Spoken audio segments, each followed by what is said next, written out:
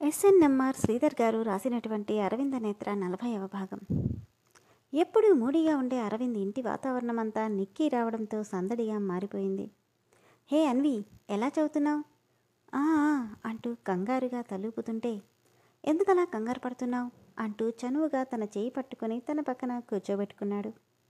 కంగారుగా లేస్తున్న అన్విత చెయ్యి పట్టుకుని కూర్చోబెట్టుకుంటూ, ఎందుకంటే భయపడుతున్నావు అది అంటూ మోహన్ రావు వైపు చూస్తుంటే, అదేం లేదు నిక్కీ. అన్విత మొదటి నుండి కాస్త భయస్తురాలు, అంతే. నవ్వుతూ, అలాగా, ఎందుకు భయం? ఈ రోజుల్లో భయపడితే ఏదీ సాధించలేం. మా అక్కని చూడు, ఎంత ధైర్యంగా ఉంటుందో అంటుంటే నవ్వుతూ చూస్తుంది నేత్ర. నువ్వొక పని చెయ్యి, రోజు నాతో మాట్లాడుతూ ఉండు. ఆటోమేటిక్గా నాలా నాన్ స్టాప్గా మాట్లాడుతుంటావనగానే నవ్వుతూ సరేనండి అంటూ తలూపింది. అండి ఏంటి?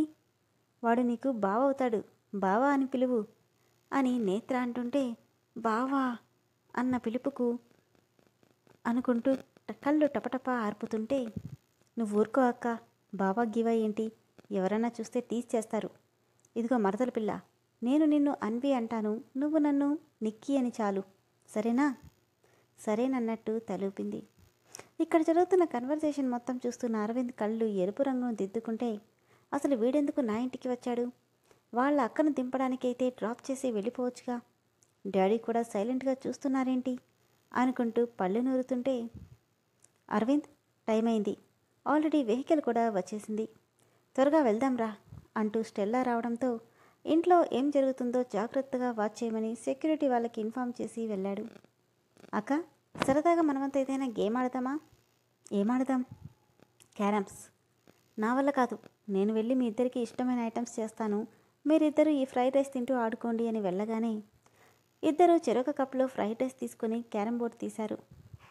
మొదట్లో నిక్కీతో మాట్లాడాలంటే కాస్త బెరుగ్గా అనిపించినా జోయల్గా మాట్లాడే అతని మనస్తత్వానికి తెలియకుండానే ఇంప్రెస్ అవుతూ తొందరగానే అతనితో కలిసిపోయింది అన్విత.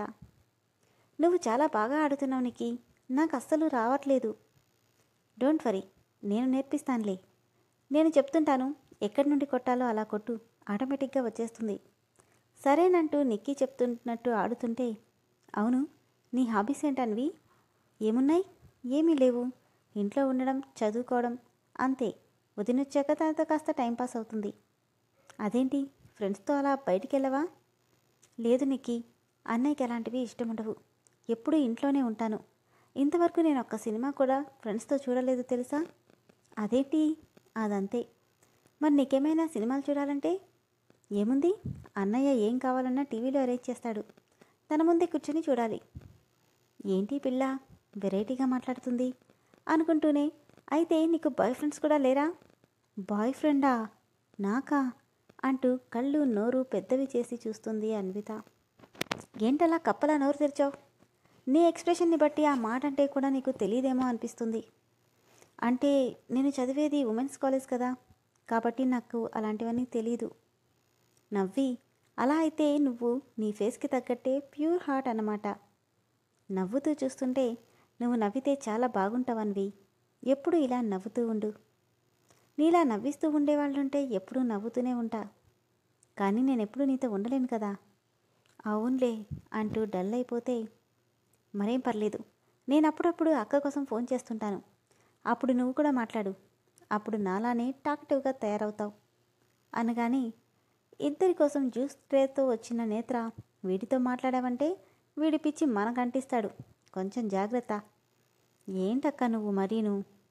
నిజమే కదరా, నీకున్న టాక్టివ్నెస్కి పక్కన వాళ్ళకి హెడేక్ వస్తుంది. ముందు ఈ జ్యూస్ తాగి తర్వాత ఆడుకోండి అంటూ గ్లాసులు అక్కడ పెట్టి వెళ్ళిపోయింది నేత్ర. అన్వి, నువ్వేం పట్టించుకోకు, అక్కెప్పుడు సరదాగా అలానే అంటుంది. వాళ్ళ మధ్య ఉన్న బాండింగ్ చూస్తున్న అన్వితకి, మా అన్నయ్య కూడా నాతో ఇలా ఉంటే ఎంత బాగుండు అనుకొని బాధపడ్డా. అంతలోనే నిక్కీ ఏవో జోక్స్ వేయడంతో తన లైఫ్లో ఫస్ట్ టైం సరదాగా టైం స్పెండ్ చేస్తుంది. అన్వి, మీ కాలేజ్ విషయాలేంటి? మీ కాలేజీలో ఎవరైనా అందమైన అమ్మాయిలు ఉన్నారా? ఎందుకంటావేంటి? నాకు కూడా 20 ఏళ్ళు వచ్చాయి, ఇంతవరకు గర్ల్ ఫ్రెండ్ లేదంటే వినడానికి కూడా బాలేదు, అందుకే అడుగుతున్నా. ఎవరైనా అందమైన అమ్మాయి ఉంటే చెప్పు, లైన్లో పెట్టుకుంటా అని నవ్వుతూ ఐబ్లింక్ చేస్తుంటే, కంగారుగా అనిపించి స్ట్రైకర్ని అడ్డదిడ్డంగా కొడుతుంటే, ఏయ్ ఏంటలా కొడుతున్నావు అంటూనే పైకి లేచి తన దగ్గరికి వచ్చిన నిక్కీ, ఇలా కాదు, ఇలా పట్టుకో, ఎగ్జాక్ట్గా వస్తుంది అంటూ ఆమె చేతిలో తన చెయ్యి వేసి నార్మల్గానే ఎలా కొట్టాలో చూపిస్తుంటే, తండ్రిని అన్నయ్యని తప్ప మరో మగాన్ని అంత దగ్గరగా చూడని అన్వితకి ఫస్ట్ టైం టీనేజ్లో మొదటిసారిగా తెలుస్తున్న ఫీలింగ్కి ఒళ్ళంతా కలవరపడుతుంది. కంగారుగా తనకి దూరం జరిగి ఇక చాలేనికి నాకు ఇంట్రెస్ట్ లేదు అని చెప్పి ఫ్రిడ్జ్ ఓపెన్ చేసి అందులో ఒక లీటర్ బాటిల్ ఖాళీ చేసింది. ఆ రోజు మొత్తం సరదాగా అందరితో టైం స్పెండ్ చేసి ఎప్పుడో ఈవినింగ్కి అందరికీ బాయ్ చెప్పి ఇంటికి వెళ్ళిపోయాడు నిఖిల్. వదినా, ఏం చేస్తున్నావు?